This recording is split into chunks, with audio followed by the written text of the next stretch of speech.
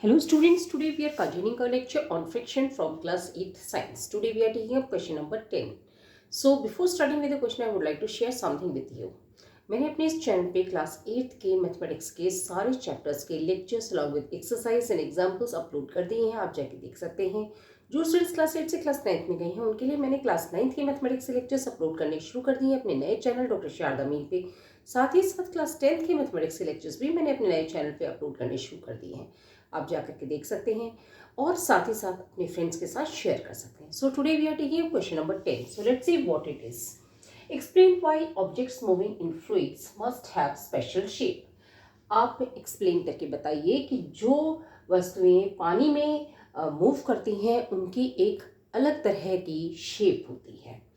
सो पानी में जो वस्तुएं मूव करती हैं, डेफिनेट बात है कि पानी का जो फ्रिक्शन है जिसको हम फ्लूइड फ्रिक्शन कहते हैं, उसकी वजह से जो पानी में मूव करने वाली ऑब्जेक्ट्स होती हैं उनकी एक अलग तरह की शेप होती है।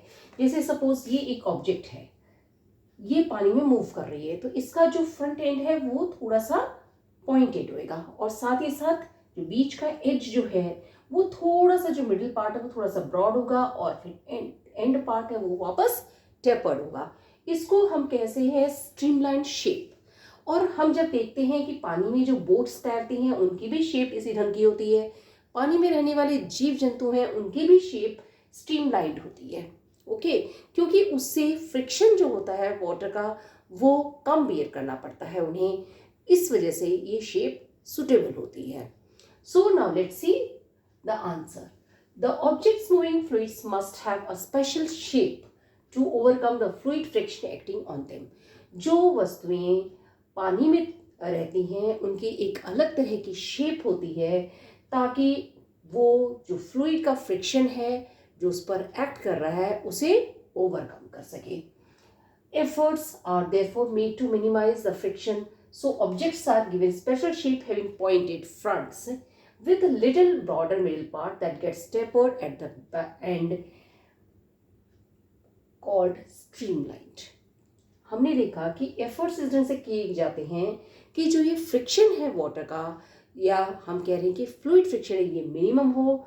ऐसा तभी हो सकता है जबकि उस ऑब्जेक्ट की एक स्पेशल शेप हो जिसमें उसका जो फ्रंट पार्ट है वो पॉइंटेड हो, जो मिडिल पार्ट है वो थोड़ा सा ब्रॉडर हो सकता है और जो एंड है वो या जो बैक पार्ट है वो भी टेपर्ड हो, यानी कि एक स्ट्रीमलाइन शेप होगी. तो जो फ्लूइड फ्रिक्शन है वो काफ़ी कम होगा और उसको ओवरकम करना भी उस ऑब्जेक्ट के लिए आसान होगा, क्योंकि अगर वो उस फ्लूइड फ्रिक्शन को ओवरकम नहीं कर पाएगी तो उसमें मूव नहीं कर पाएगी. इसलिए फ्लूइड फ्रिक्शन को ओवरकम करने के लिए उसे एक स्ट्रीमलाइन शेप दी जाती है ताकि वो फ्लूइड फ्रिक्शन को ओवरकम करे और मूव कर सके. और ये चीज़ें हम बोट्स में भी देख सकते हैं और समुद्री जीवों में भी देख सकते हैं.